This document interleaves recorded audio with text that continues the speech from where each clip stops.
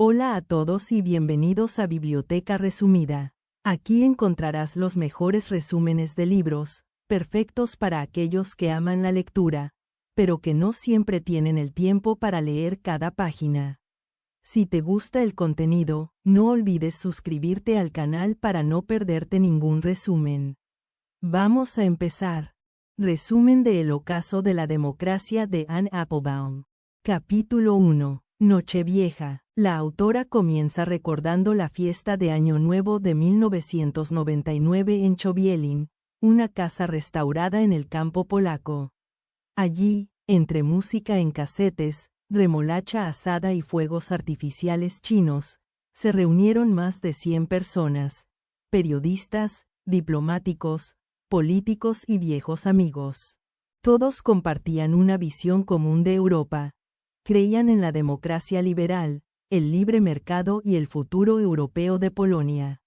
Se sentían parte de un mismo proyecto. Con el paso de los años, ese grupo se fragmentó. Algunos, como ella y su marido Radek Sikorski, siguieron comprometidos con la democracia liberal. Otros, sin embargo, giraron hacia posturas autoritarias, apoyando a Ley y Justicia, el partido nacionalista que más tarde socavaría el Estado de Derecho en Polonia. Aquella Nochevieja, símbolo de unidad y optimismo, es ahora un recuerdo amargo. Muchos de los asistentes ni se hablan. La división es política, pero se ha infiltrado en lo personal. Amistades rotas, familias enfrentadas, silencios profundos. Algunos de los invitados se han radicalizado. Anita Gargas difunde teorías conspirativas sobre el accidente de Smolensk. Rafał Ziemkiewicz recurre a un antisemitismo virulento. Una mujer que una vez disparó al aire eufóricamente se ha convertido en una figura tóxica en Internet. Otros, como una amiga cercana, ahora íntima de Kaczynski, sugieren ministros y cocinan para él. El distanciamiento es irreversible. La autora se ve también como blanco de ataques, acusada de conspiraciones internacionales por medios estatales. Ella no ha cambiado, insiste, pero el mundo a su alrededor sí. Como Mihail Sebastian en la Rumanía de los años 30, observa cómo amigos devienen en propagandistas del autoritarismo. Su análisis: la democracia no es inevitable. Su destrucción puede empezar en salones llenos de risas, vino y promesas compartidas. Capítulo 2. ¿Cómo ganan los demagogos? El modelo político del Estado unipartidista, nacido con Lenin en 1917, se mantiene vigente. No responde a una ideología, sino a una lógica del poder: sustituir la meritocracia y la competencia democrática por la lealtad absoluta al partido. En ese sistema, no ascienden los mejores, sino los más fieles. No importa la preparación, sino la devoción. Así lo entendieron líderes autoritarios de izquierda y derecha. El mérito se sustituye por el servilismo. Anne describe cómo este modelo reaparece hoy en figuras como Viktor Orbán o el partido polaco Ley y Justicia. En ambos casos, la conquista del poder ha incluido la destrucción de instituciones independientes, el clientelismo y la represión del disenso. Los nuevos clerics, intelectuales, periodistas, propagandistas, son pieza clave. No solo ayudan a destruir el sistema, sino que lo hacen con entusiasmo, impulsados por resentimiento, ambición o sed de venganza. La historia de los hermanos Kurski, Jarosław y Jacek, lo ilustra con crudeza. Ambos crecieron en Gdansk, en el seno del movimiento anticomunista Solidaridad. Mientras Jarosław eligió el periodismo libre y la crítica intelectual, Jacek se aferró a la política, impulsado por el rencor. Cuando fue nombrado director de la televisión pública bajo el gobierno de Ley y Justicia, convirtió el canal en una maquinaria de propaganda brutal, vengativa y distorsionadora. En sus noticieros no hay espacio para el equilibrio. Se manipulan imágenes, se atacan opositores, se celebran montajes. La violencia simbólica se convirtió en violencia real cuando el alcalde de Gdansk, víctima de una prolongada campaña de difamación, fue asesinado en un acto público. Jacek, finalmente en el centro del poder, había alcanzado su venganza. En su historia, la autora encuentra el germen del nuevo autoritarismo, una mezcla de frustración, ambición y odio canalizada a través de la destrucción institucional. Capítulo 3. El futuro de la nostalgia. La autora aborda la nostalgia no como un simple sentimiento de melancolía, sino como una herramienta política peligrosa. Algunos líderes, Trump, Orbán, Kaczynski, han aprendido a manipular la añoranza por un pasado idealizado. Prometen un retorno a un tiempo que en realidad nunca existió, y, en ese proceso, moldean identidades, fabrican enemigos y reescriben la historia. El nacionalismo polaco es uno de los ejemplos más nítidos.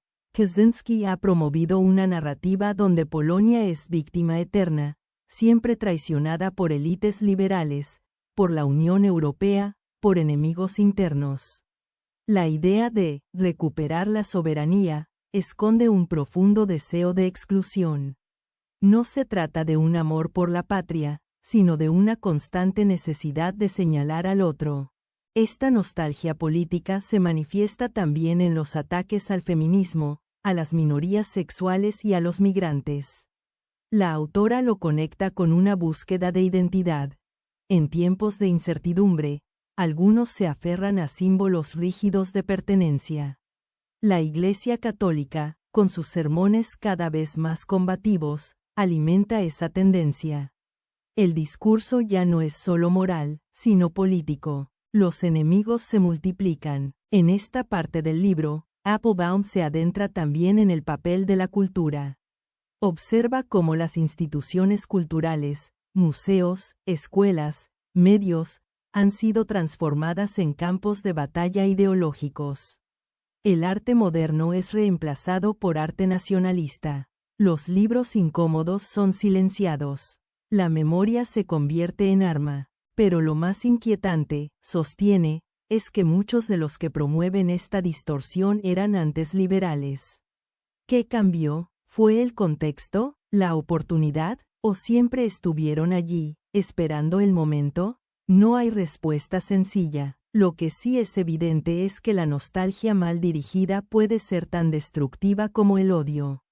En su nombre, se puede arrasar con la verdad. Capítulo 4. Aluviones de falsedades. La mentira, en el siglo XXI, ya no necesita ser total. No requiere reescribir por completo la realidad, ni hacer que millones proclamen que 2 más 2 son 5. Basta con sembrar dudas, manipular lo evidente, crear versiones alternativas del mismo hecho. Anne Applebaum llama a esta estrategia mentira mediana. Es más sutil que la propaganda clásica, pero igual de corrosiva. En Hungría, Viktor Orbán la ha aplicado con eficacia, transformando al millonario George Soros en el enemigo absoluto. Con vallas publicitarias, documentales y campañas digitales, el gobierno húngaro ha difundido la idea de que Soros, judío, liberal, cosmopolita, lidera una conspiración para reemplazar a los europeos blancos por migrantes musulmanes. Es un relato sencillo, emocional, eficaz. No importa que sea falso, su poder reside en su repetición. En Polonia, la mentira mediana toma otra forma, la conspiración de Smolensk. Tras el accidente aéreo de 2010 en el que murió el presidente Lech Kaczynski, muchos polacos buscaron consuelo en una teoría alternativa, que el avión fue derribado deliberadamente por Rusia, o incluso por sus propios compatriotas. Aunque las pruebas apuntaban a errores humanos, la verdad era demasiado dolorosa, y el relato conspirativo más reconfortante. El gobierno de Ley y Justicia aprovechó esa narrativa, promovió investigaciones paralelas, ignoró las conclusiones técnicas, y convirtió el accidente en un mito fundacional. La muerte del presidente se convirtió en una herida abierta, permanentemente instrumentalizada para atacar a la oposición. La mentira no era solo una estrategia electoral, era un medio para consolidar un nuevo tipo de identidad política. Anne muestra cómo estas mentiras medianas dividen sociedades, rompen consensos y debilitan las instituciones. En un mundo de versiones incompatibles de la realidad, ya no es posible el debate. Y sin debate, la democracia se agrieta. La autora insiste, lo más peligroso de estas falsedades no es su contenido, sino su capacidad para aislar a los ciudadanos entre sí. En lugar de discutir, se rechazan. En lugar de buscar la verdad, buscan enemigos. Capítulo 5. Fuego en la pradera. La autora dirige ahora su mirada a Gran Bretaña. Es un territorio que conoce bien, pues ha vivido en Londres y ha compartido vínculos profundos con el país. El Brexit, en su análisis, no fue un accidente. Fue el resultado de un proceso largo, alimentado por una campaña sostenida de desinformación, nostalgia y desprecio hacia las instituciones democráticas tradicionales. La autora describe cómo ciertas figuras, columnistas, ideólogos, activistas, construyeron durante años una narrativa según la cual la Unión Europea era una fuerza opresiva, una burocracia lejana que robaba la soberanía británica. Estas ideas, repetidas incansablemente en la prensa amarilla y los tabloides, encontraron eco en un público hastiado de tecnócratas y escéptico de la globalización. Pero no fue solo una cuestión económica o geopolítica, fue también emocional. El Brexit apeló al orgullo herido, a una versión mítica del Imperio Británico, a la promesa de un retorno a una grandeza perdida. En ese discurso, los expertos eran ridiculizados, las advertencias desestimadas, y los oponentes acusados de traición. La lógica fue sustituida por el instinto. El eslogan más famoso, Take Back Control, no ofrecía un plan, sino una emoción. Anne Applebaum no niega que muchos votantes tuvieran razones válidas para desconfiar del status quo. Pero subraya que el liderazgo del Brexit estuvo marcado por una profunda irresponsabilidad. Muchos de sus arquitectos, como Dominic Cummings o Nigel Farage, no querían construir, sino destruir. Eran clerks modernos, intelectuales desencantados con la democracia liberal que preferían el caos a la continuidad. Tras el referéndum, Gran Bretaña vivió años de incertidumbre política, polarización social y debilitamiento institucional. Se rompieron partidos, se multiplicaron los discursos de odio, y el debate público se tornó tóxico. Applebaum identifica un patrón, el mismo que en Polonia o Hungría. La mentira como herramienta, la nostalgia como brújula, y una élite populista dispuesta a todo por conquistar el poder. Capítulo 6. La historia se repite. Estados Unidos, el país natal de la autora, no escapa a este análisis. Applebaum examina el auge de Donald Trump no como una anomalía, sino como un síntoma. En su opinión, el populismo autoritario estadounidense no surgió de la nada. Se incubó durante años en círculos intelectuales, redes sociales, canales de televisión y foros digitales. El Tea Party, Fox News, Breitbart, y luego QAnon. Todos fueron piezas de una maquinaria de desinformación que apeló a la identidad blanca, al rechazo de las élites, a la paranoia del Estado profundo. En ese ecosistema, los hechos eran secundarios. Lo importante era la pertenencia emocional, la validación del resentimiento. El trumpismo ofrecía no un programa, sino una pertenencia. Anne analiza con atención la figura de los clerks norteamericanos, ideólogos como Steve Bannon, intelectuales que abandonaron el consenso liberal para abrazar una visión apocalíptica del país. Personas que se presentan como revolucionarios, aunque su proyecto sea profundamente reaccionario. Algunos son cínicos, otros, verdaderamente convencidos de que América debe ser destruida para renacer purificada. La autora recuerda cómo el asalto al Capitolio en enero de 2021 fue la culminación de años de ataques a la verdad, a las instituciones, y al propio concepto de democracia. Fue un intento de golpe sin líder, sin programa, sin futuro. Pero no por ello menos grave.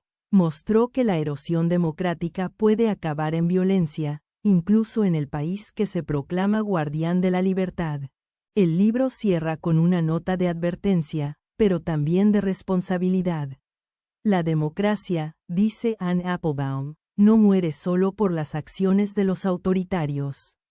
También muere por la pasividad de los ciudadanos, por la indiferencia de las élites, por la deserción de quienes debían defenderla. En última instancia, la batalla no es solo ideológica, es moral. Y hasta aquí el resumen de hoy en Biblioteca Resumida. Espero que te haya gustado y que te animes a leer el libro completo. Si te pareció útil o interesante, no dudes en darle un pulgar arriba, eso nos ayuda muchísimo.